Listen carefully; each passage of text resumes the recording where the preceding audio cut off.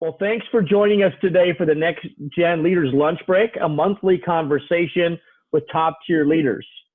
And our guest today is Dustin Hawkinson. He is the Kids and Connections Pastor at Hope Church in Albany / Sweet Home. You got 2 campuses also up there. He also serves on our Oregon Ministry Network Next Gen Advisory team. So he serves on a team with me, helping us provide kids ministries and youth ministries to our leaders around the state. He serves as a coach, extension of our office, coaching kids pastors, mentoring, leadership development, all that kind of stuff. So it's really a blessing to have you on the call today, Dustin. Thanks for taking time out of your day to make this investment in our leaders. I thought it'd be cool today if you could tell us a little bit about your ministry journey and how a guy from San Diego ended up in Albany, Oregon, and kind of maybe fill in the gaps about how the journey's taking you in ministry and where you're at today, and maybe even where you're going. Can everybody hear me okay? Pastor Brian was talking there and it was kind of glitching a little bit in and out, but can you guys all hear me okay? All right, I'm gonna go with that. So my story is very unique. I started out in ministry with a huge calling into youth ministry. So that's where I got all of my education, all of my mentorship, all of my leadership, and even education. So as I went to begin to apply for youth pastor positions in San Diego, California, the job for kids pastor opened up at our church. And my mentor, who was also the youth pastor at the time, told me I should apply for it. At first I was resistant. This was not the path that I wanted or I thought God had for me. But I went through the process anyway. And at some point within, after the decisions or interview had happened, God really placed it on my heart. And he said, your view of youth is too small. And that really began to kind of open my eyes to really what youth is. I wholeheartedly believe that if we're going to see our kids going after God with all their heart, soul, mind, and strength in youth, then it is important to get them at a kid's level before those transitions hit. And so I kind of started, I had 2 weeks with the kids. I had to, and at that point we had about plus kids and kids ministry, a lot of room to grow, but I was in San Diego for 5 years. At the 4-year mark, God said, do something different or prepare your heart. I have something different for you. I thought maybe this is my opportunity for youth pastor in San Diego. All of those doors shut. And to make a long story really short, I connected with one of our former associate pastors in San Diego, who is Pastor Frank, our current lead pastor here in Albany. We began to have discussions about what it would look like to rebuild a healthy kids ministry here in Albany. And God led us there. And so we said yes. And we've now, my wife and I have been leading and doing kids ministry we just hit our 6-year anniversary and working on our 7th year. Pastor Brian just mentioned that there might be some changes, and that is true. So beginning as of January 1st of 2020, I will no longer be over kids ministry at Hope Church. My new role will be pastor of connections and groups, and I will be volunteering in kids ministry and helping coach the new kids pastor, but that's what's happening. And so you never know where God's going to take you. It's just been fun to obey and see what he has for me and my family. Well, thanks for sharing that. We're excited about the journey that you're on. You know, it's very fitting for the conversation we want to have today based on what you just shared, because you've sat in multiple seats in ministry, and now you're getting ready to sit in a different seat. And I know today we wanted to talk on the topic of leveraging your leadership from where you are sitting. Absolutely. And you've done that well. And every seat that you've been in, as you've shared, you've found the ability to leverage that seat and that influence in that seat to further the kingdom and build the church. And I mean, I think it was John Maxwell that coined the phrase, leadership is influence. At least he's the first one I ever heard that from. And I would agree. And I think that we can have influence no matter what seat we sit in. Absolutely. We just have to learn how to leverage that, like you're talking about, to do that. And so, Dustin, how does someone begin to leverage leadership influence when they're not sitting in the captain's chair, sitting in the lead chair? That's a great question. And I think that, I think it comes down to a realization of making the most out of the chair that God has given you. David in the Bible was somebody who modeled this really well. He leveraged his leadership in the fields way before he ever took a role as the king of Israel. And so he didn't look at it as less than or insignificant. He really said, this is what God has me doing in this season. He has me in this seat.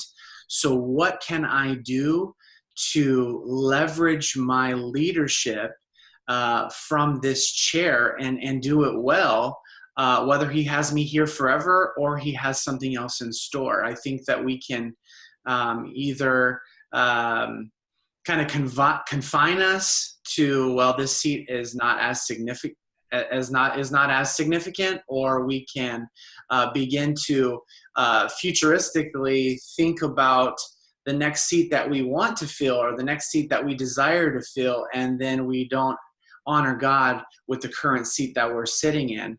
And this can apply to pastors. It can apply to those that are on your youth and kids teams that you see that have leadership. Challenging them to make the most. And there are some practical ways to do that. So would you, I was at our junior leadership development academy this summer for Royal Rangers. And one of the statements I made to those future leaders was, to be a good leader, you first have to learn to be a good follower. And that's kind of what I'm hearing you say, even with how you use the phrase of David, using the analogy of David, that he had influence before he had the title or the position. Maybe take us a little deeper there. Can you go a little deeper on that idea? I think we have to be a good of Jesus first and foremost. Basically, if we're not careful, we can get ourselves stuck or is more encapsulated by what we do rather than who we are, or are, just being. And I've been really kind of learning this because if I'm not careful how God has wired me and made me, I could very well be a full-time pastor and a part-time follower of Jesus. I could find myself in that trap where I don't know, or I don't feel like my role, my followership of Jesus is significant if I am not doing instead of just being. And so God is really working with me that I just want to be with you, right? I just want to. There were times when he was with his disciples where he just wanted to be with them, and vice versa. And it wasn't always, go and do this or not do that. And so basically a practical from that is, what does my personal devotional time look like? What does my personal prayer time look like? Am I just spending time with God, or is everything that I'm doing trying to get out there and actually advance the kingdom, which isn't bad, but I certainly can't do it as effectively if I'm doing it in my own efforts rather than trying to be a great follower of Jesus. So if you're not sitting in the captain's chair and you're still trying to have influence, without trying to sit in the seat, and take over. How important is attitude with that? I mean, I'm sure that plays a big part in it, having the right attitude. Absolutely. It's so crucial. I mean, we can choose to be front row leaders or we can choose to be back row leaders. What I mean by that is a back row leader is probably going to be somebody that is criticizing, that is, thinking, oh, if I was in that seat, I would do it this way or I would do it that way. Just being very, very critical, like maybe I should have that seat. Or maybe it even looks like a back row leader is somebody who is not fully on board with the church, with the pastor, with the vision. And it's interesting because it's not the leaders that are in the back row that get the attention and the focus. It's those that are in the front row. It's the ones that are going to have a positive attitude, or I would like to say an energy of attitude. Anybody can bring that to a team. And you can even disagree with the overall decision or, what you may be looking at, and still bring an energy of attitude to the situation. I think a lot of times if we disagree, then we don't put our heart, soul, mind, and strength into it, where maybe we don't have all of the perspective. I certainly, there were certainly moments when I was an intern where I kind of had that critical attitude. God, why am I not in this position yet? I could do it so much better. And really that was telling of my heart and why I wasn't in that chair, because I wasn't following, if we look at Joseph's life, Joseph was somebody who made other people's dreams come true before his dreams come true. That's and good. So when I began to just kind of have this positivity or this energy of attitude, things began to change. I follow what Amazon is doing. There's probably not one person on the call or one person not listening that doesn't use Amazon or use it, but it is interesting, and I'm not sure if you know this or not, but Amazon has a disagree and commit clause for all of their employees. So basically what happens is around the table, the best idea is going to win, but even if you disagree, we need you to commit because we feel like as a team, as a group, as a committee, this is the best idea to move forward. You commit, because what will happen there is you'll get your teams to buy in if you've bought in, and then you can move that plan, that product, even the ministry or the overall church forward. Yeah, that's so good. I love that, what you said there about the Amazon. And I've seen church boards and leaders talk about that same idea, that we can disagree in the board meeting or in the leadership meeting, but once we come to a conclusion, we're going to be unified in public. And I think that's so critical.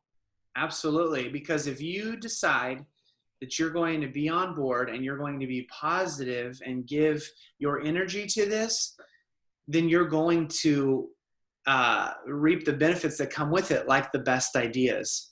Whereas if you do disagree or even take it a step further and be disagreeable, then nothing good can come from those situations. You can only think for so long. Well, and some leadership influence is given to us by our leaders who are leading us.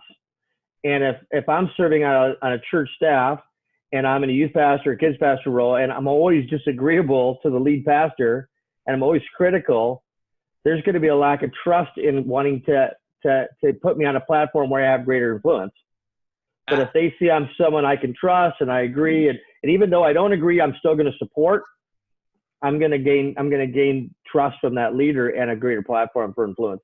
Absolutely. I think that senior leaders, those that are in lead pastor positions, or even, Pastor Brian, I think in a certain sense, when you have people on your team, and this applies to even us with our kids teams or our youth teams, we want people who are going to have an energy of attitude, but we're going to also kind of want to have a certain level of loyalty to the team, to the leadership, to one another. Because if you don't have that strong foundation, you're not going to be able to build off of it and get momentum to continue to develop healthy ministry. Yeah.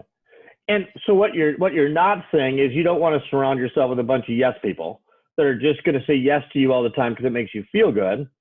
In the right environment, you want people who are willing to push back and ask the tough questions. But when the decision's made, you want people who are going to be loyal to the decision of the team. Absolutely. Yeah, that's good. That's really good. Well, let me take it back again to the topic, leveraging our influence by the sitting, whatever seat we're sitting in. Can you talk to us for a few minutes before we run out of time? Just some practical things that we can do to have greater influence and leverage the influence we have in the seat we're sitting in? Yeah, sure. Some of them can be conversations that we have with our lead pastors. I wonder sometimes if we have ever sat down and had the chat, what do you see? What is your heart? What do you see for kids ministry? What do you see for youth ministry? Kind of developing what those boundaries are, what those parameters are. Can be super insightful, because at some point, once you know what boundaries are, what parameters are, then you're given freedom to move around freely to develop some of that stuff within those, and not have to worry that you're stepping out of bounds. Because each, I don't know one youth pastor or one kids pastor that wants to be micromanaged. And you'll definitely not find yourself being micromanaged if you know what those parameters and those boundaries are to work, work with. And, and then it's just kind of, again, coming back to that idea that with an energy of attitude comes a forward thinking. I learned early on in ministry that if I continue to find reasons not to do something, it's not going to happen. But I mean, if we can put a man on the moon in 1960, whatever year, it's 2019 where things are so different. And so, Pastor Brian, you model this so well when we meet about events. I mean, you want to develop a yes, we can, or a yes, we are culture as much as possible, because it really helps us drive the ball forward. And you never lead like I've got the one all end all be all say all kind of attitude or mentality. If the best idea comes from another chair, you support it. And I think that's what I've always done, even here, starting on early with kids ministry leadership. I'd bring in key leaders. I'd bring in my administrative assistant, and I'd go, what are some things God's doing, saying on your heart to take kids ministry forward? Because I'm only one person. Yeah. One, I'm from San Diego, so I didn't even know the culture here, which is definitely different. But two, understanding I don't and won't have all of the best ideas, because God built us for relationship. He built us for teams. And so all the decisions don't have to come from, the top down. They can actually kind of come from the bottom up or even mid-level. And that's really taking it, giving your ideas the opportunity and the platform to think and dream and imagine. Hey, I get it. Not all ideas are the best ideas, but you're going to get there a lot faster when you develop this culture. And you can do that through leveraging a positive attitude. Hey, I like where we're going. I like where you're going. And let's kind of dig down deeper on that. Or here's why that may be happening. Why this may not be best yet, but we're certainly on the right track. Yeah. Well, yeah, and I learned a long time ago that if I'm the smartest man in the room, then I'm in the wrong room. I need people in the room who are smarter than me, who have different views than me. And I need to let them share their views, because that's where you get the best ideas. That's where you get the God ideas. And so I want people who have different perspectives in that room on my team. but I also want, like you said, that when we make a decision as a team and we walk out, if it wasn't maybe my idea or I didn't think it was the greatest idea, I'm still going to support it because that's what we made that decision as a team. Absolutely. So and that's maybe, good stuff. I'm thinking, around Oregon, there may not this may not be, kind of the authority that's been leveraged to you from the top down. I hope it is. I want to be a part of that. But that's where you can begin to leverage in your own ministries, in your kids and youth ministries. Begin to have this energy of attitude. And, one thing that we've developed in our kids ministry here is a lot of times what you're feeling about a decision, what you're feeling about ministry, it shows on your face. And so what we've done is given each other permission. Even my team to me on a Sunday, we could kind of come to each other, and we kind of have this saying where we go, fix your face, because you're showing, something else other than what we're trying to promote, which is an energy, which is, in kids ministry, we want safety, security, we want fun, we want impact, we want influence, and that's harder to get across if you look like you may be kind of trying to just kind of stay on the wall today, or even with this decision. So that's good. Dustin, before we run out of time, you had mentioned once with me on you talked about the difference between critical thinking versus being critical. Yes. Talk to us a little bit about that, because I really like that concept about critical thinking without being critical. Yes. Okay. So when you think of somebody as critical, I think our minds tend to go to the negatives, right? Pastor Rick Warren said one time, if you are in the dreaming stage, of where you want to go with ministry. By the way, Rick Warren is the lead pastor of Saddleback Church in Southern California, a huge church. But he said, don't ever mix the problem solving or the critical side of problem solving with the dreaming stage, because then you'll talk yourself out of ever doing anything. So critical has a negative context to it, but I think God does call us to be critical. A critical thinker is somebody who's going to do three things. One, they're going to notice things around them, right? Okay. Are we challenging ourselves to be observant? I'd encourage you as pastors and ministry leaders to get fresh eyes into your ministry areas, because sometimes we can be blind. Like our minds are developed to notice things that are unique or different. Believe me, I'm noticing every time there's new developments on the in and out coming in Kaiser, okay? Because it's something that is unique and it's different. But critical thinkers, they notice things, and then what they do is they question things, not negatively, but they go, why do we do what we do? Why is this going on? And is this the best way it should be done? It's not, but it's assessing. And then when you can connect things, and then can be taken a better, level where we may not have, because of, so our and our, if we are, then that'll help us systems, better ideas, and even a better. That makes sense. No, it makes sense. I love those three questions you kind of gave on how to be a critical thinker. Those three things to do to be a critical thinker, to think deeper. I think that's really, really good. Well, before we run out of time, do you have any final thoughts on this topic, Dustin, that you'd want to share today? And then we're going to open up for some questions. It looks like we might even have one or two in the chat line. Yeah. one more time again, because it was kind of cutting in and out a little bit, Pastor Brian. I'm sorry Yeah, about you're cutting out a little bit. I'm not sure if that's yours or mine, but just keep going and I'll fill in the blanks. that. Okay, so is there anything else that I want to, you're asking if Yeah, any final thoughts that you might have before we open up the questions here on this topic?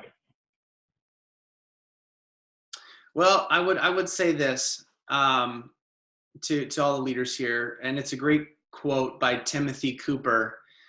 He says, "You will never passively find what you don't actively pursue."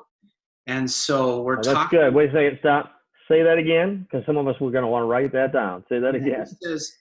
Timothy Cooper says, you will never passively find what you don't actively pursue.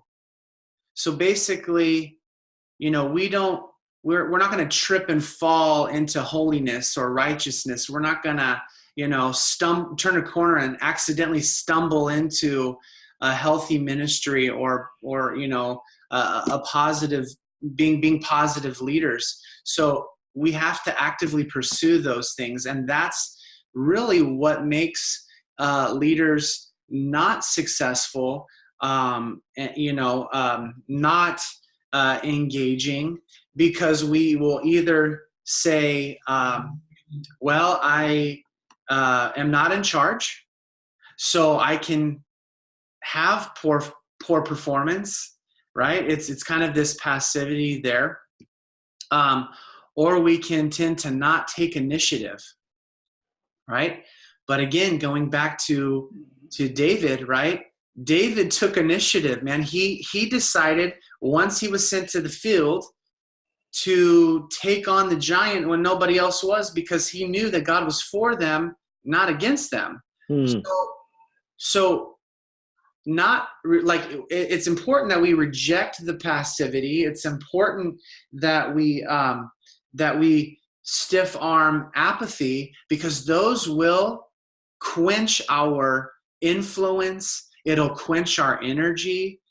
And I believe that, our leaders here for kids and youth ministry in Oregon are worth following, and our senior pastors and our lead pastors should be opening our ears to kids and youth pastors, because we're not leading and serving and equipping the next generation. They're the now generation. Yeah. Good. The key lead pastors are the ones that are actually leaning in and learning what they can from kids and youth pastors. But they're going to be less likely to do that if we're not giving it our best, not, disagreeing and committing and so on. So that's what I would share. That's good. And this has been a rich conversation, some good stuff. I love that statement you made there. We just have a few minutes before we're going to call it quits today, but it looked like we might have had one question. Caitlin, can you help us with that question there? Maybe ask Dustin that, maybe he can address it. Yeah, Wesley, he asked, we talked about the board and the pastor staff being as a team. How do we involve general members of the church into the process and this team we are referring to? So basically, I'm trying to rephrase the question, or so I can understand and hopefully articulate to it. You're saying that you have the pastoral staff and the board. How do we add in other influential voices to the team? Wesley is shaking his head up and down, so that would be correct. Well, hopefully, in order to bring other people into the conversation, hopefully they're going to be people that our board, that our council, and our pastoral team would see that have a good rapport, that have some of these core elements that what we're talking about today. They're going to be able to disagree and commit. They're going to be able to have an energy of attitude. They're for, the ministry. I guess I would say, start dropping the lines, start dropping the hints to, the council, the pastoral team, where you may have a little bit of leadership right now. to begin to say, hey, could we have some conversation? Again, it all comes down to just defining what the parameters are, before we have conversations. If you have a great pulse on what's happening that you may think your board and pastoral leadership are not hearing, let them know about that, and hopefully to have some conversation begin to spark there. And then whatever happens from that, being whatever decisions may be decided upon, again, kind of coming back to that idea that this is what we've decided on, so let's move unity and loyalty down the field with this, to where those that may have been added now don't squander their leadership as they're just getting it, right, by being naysayers or having sidebar conversations that won't promote the overall decision to move forward. But have those conversations, bring those people to the forefront if you haven't done that already, and maybe ask on their behalf, can we invite them into the conversation and into the room, and hopefully your pastors and council will be up for that. Good. So Dustin, I have one more question for you, and then I'm going to ask you to pray for the leaders that are on this call. It's nothing we talked about. I just came to my mind. I believe that leaders are readers and readers are leaders. If you want to be a great leader, you have to learn to read. You've quoted a couple authors and pastors and leaders. What's one book that maybe you would recommend that you've read recently or you're reading that maybe we should have on our reading list? I appreciate that. I might mention here a couple of them. Go ahead. The first one is based off of kind of our conversation today. If you haven't read it before, I would encourage you to do that. It's called How to Lead When Not in Charge. Basically, the author Clay Scroggins is the lead pastor now of North Point Church. He took over for Andy Stanley, so Andy Stanley can do some other things. But basically, what he shares is 98% of all leadership books that are created and developed are for those that are in the lead spots.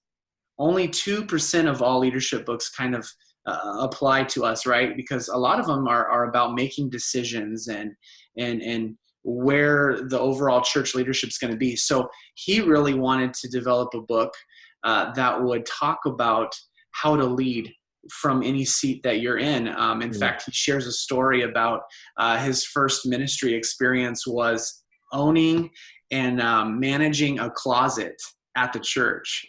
And that doesn't sound like something very exciting, but he managed that closet. He organized it. People would come by and want to take things out of the room. He developed a system, kind of like a library where you rent things out and return it. And that's where his leadership started to develop, and how he could bring an energy of attitude to closet, organizing. And now he's moved from youth pastor to lead pastor. So I would encourage people to read the book. It's really helped me move forward. And then a personal one that I'm currently reading right now. I'm a huge fan of Heath Adamson. Some of you may know him, but he just dropped a book not too long ago called Grace in the Valley. It's all about Psalm 23. He shares some very, very interesting principles. He breaks down Psalm 23, just about this idea of grace. And it's just really kind of nourishing my soul beyond, besides the Bible, and not something that's so driven leadership-wise. Great takeaways. He's a great thinker. And so I would recommend this book for sure, Grace in the Valley by Heath Adams. Good. Those are two great books. Thanks for sharing that. Well, hey, would you take a moment, Dustin, before we sign off and pray for the leaders that are on the call here, but also those that will listen later, and just our leaders in our network in general? For sure. Dear Heavenly Father, we thank you so much for who you are, and we thank you for the conversations. We thank you for Pastor Brian and the platform to be able to do this, to learn from one another. And God, again, I just want to pray a prayer of blessing over each and every individual who's on the call right now or who may listen in later, Lord. I pray that you would bless their followerships, God, as they are followers of you. Bless that relationship and continue to help them grow deeper, because that's where all of self-leadership and church leadership stems from. God, we can't lead ourselves or lead ministries if we ourselves are not healthy. And so, God, I just pray for spiritual, emotional, physical blessings and health over each and every person. I pray for our kids and youth ministries, Lord. Continue to expand our influences within our neighborhoods, communities, schools, to where we can reach people for with the good news for your kingdom's sake, and change course and direction in individuals' lives, but also in these generations, Lord. There are so many good things that are coming out of kids and youth ministries right now, and I think that we are, and I believe that we are on the cusp of seeing a revival take place, because I do believe that it's going to happen in the kids and youth ministry areas. That's going to influence everyone. So would you just bless families, ministries, God, continue to bless our leadership in the Oregon Ministry Network. And God, would we never take responsibility for our successes or for our faults ultimately, but let's give you praise in everything, because we would not be able to do what we do if it wasn't for you. So let's give you all the glory in the good and bad times, Lord. Help us to be humble and to work hard, but to also bring a positive energy into everything that we do. Help us to leverage our leadership well. In Jesus' name, amen. Amen. Amen. Dustin, thanks for joining us today. Thanks for investing in our leaders. Thank you guys so much for tuning in and for listening. I appreciate it. If you guys want to have more conversations about this on the sidebar, please feel free to reach out to me. I'd love to have more conversations with you about this in the near future. So that's awesome. Thank you. A couple things just before we finish up our conversation. Future Leaders Lunch Break guests are going to be Josh Denhart, October 14th. He will be with us. He's the Amazing Chemistry Show, children's evangelist, going to be at Kids Convention in November here in Oregon. And then November 11th, Andrea Like, kids pastor at Willamette Christian Center in Eugene, also Junction City. So we're excited about our next two guests. Check out our website, check out social media or iTunes on Wednesday for today's recorded lunch break conversation, and make sure you share it with your team.